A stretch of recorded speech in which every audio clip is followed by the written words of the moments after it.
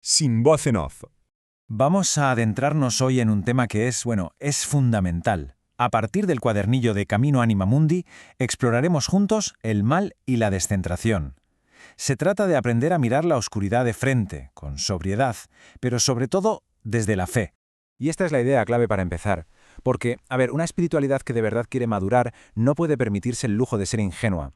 La clave no es obsesionarse con el mal, para nada, pero tampoco es hacer como que no existe. Se trata de conseguir una lucidez serena que nos permita entender cómo funciona. Vale, para mirar el mal de frente, lo primero de todo es entender qué es. Porque definirlo bien es absolutamente crucial si no queremos caer en viejas trampas o confusiones. Y aquí tenemos el corazón del asunto. El mal no tiene entidad por sí mismo.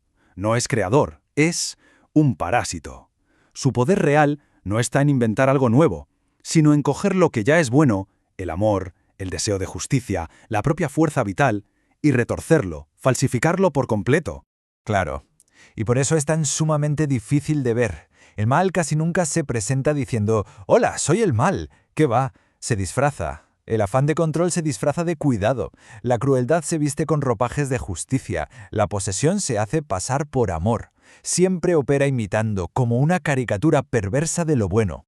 Entonces, si el mal es una deformación, la pregunta es, ¿cómo lo hace? ¿Cuáles son sus herramientas, sus mecanismos? Vamos a ver 3 formas clave en las que actúa en nuestra vida. Si tuviéramos que quedarnos con una sola palabra, sería esta: mentira. Pero ojo, no hablamos de un simple error, de equivocarnos en un dato. Hablamos de algo mucho más profundo. Un acto espiritual que deforma nuestro vínculo con la realidad, con Dios, con los demás y con nuestro propio ser.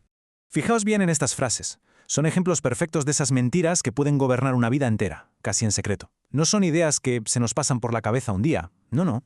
Son auténticos sistemas operativos del alma que organizan lo que sentimos y lo que decidimos. El primer paso para desactivarlas es, precisamente, reconocerlas y llamarlas por su nombre.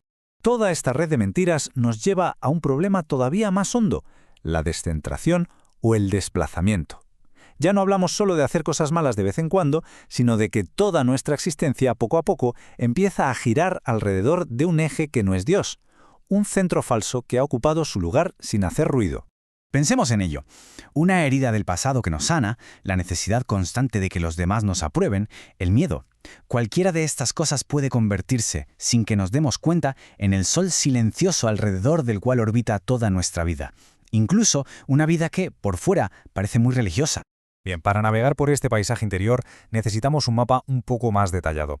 Y aquí es fundamental que hagamos una distinción clave para no confundir dos realidades que, aunque relacionadas, son muy distintas. La sombra es, por así decirlo, todo lo que hemos metido en el sótano del alma por vergüenza, por miedo, por un ideal de perfección que nos asfixia. Y lo importante es entender que negarla no la elimina.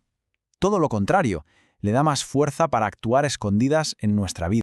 Y aquí atención, porque esta distinción es crucial. Es de las que de verdad ayudan a poner luz. La sombra contiene material nuestro que necesita ser reconocido, iluminado, integrado. Puede haber ahí hasta fuerza y vida reprimida. Los demonios interiores, en cambio, ya son otra cosa. Son estructuras organizadas, estables, que se aprovechan de esa sombra para tejer una lógica destructiva. A la sombra hay que darle luz. A los demonios hay que nombrarlos y resistirlos. Y es que no hablamos de un sentimiento pasajero o un mal día. No. Hablamos de verdaderas configuraciones internas que casi tienen una voz propia, una voz que argumenta, que nos seduce, que nos da 1000 justificaciones para desviarnos del camino. Por eso ponerles nombre es tan liberador. Nombrar al cinismo que nos habita, a esa victimización que se ha convertido en nuestra identidad o a esa dureza que disfrazamos de piedad, les quita su poder clandestino. Ya no es que yo soy así, sino que se convierte en esto es algo que actúa en mí y puedo combatirlo.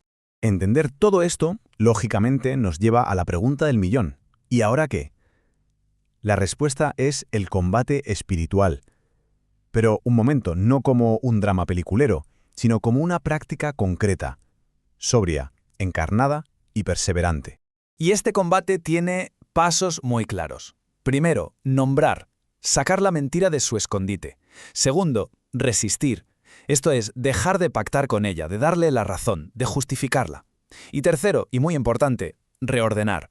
Introducir pequeños actos concretos en el día a día que nos devuelvan poco a poco a nuestro verdadero centro, que es Dios. Y aquí una advertencia final que es crucial.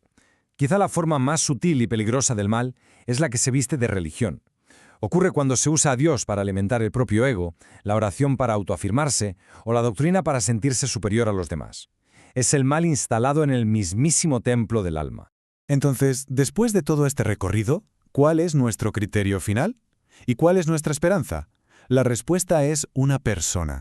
Cristo es nuestro modelo. Él se enfrenta a la máxima concentración de mal, mentira, violencia, abandono, y lo absorbe todo, sin reproducir su misma lógica de odio. La victoria, entonces, no consiste en aniquilar al enemigo con más poder, sino en atravesar la oscuridad, sin dejar que esa oscuridad nos defina. Y la resurrección es la prueba definitiva de que la mentira, el antilogos, no tiene la última palabra. Sin voz en off. Y todo este camino nos deja con una pregunta fundamental. No para responderla rápido, sino para llevarla dentro, a la oración, a una reflexión sincera. Porque identificar nuestros propios centros falsos es quizá el verdadero principio de la libertad.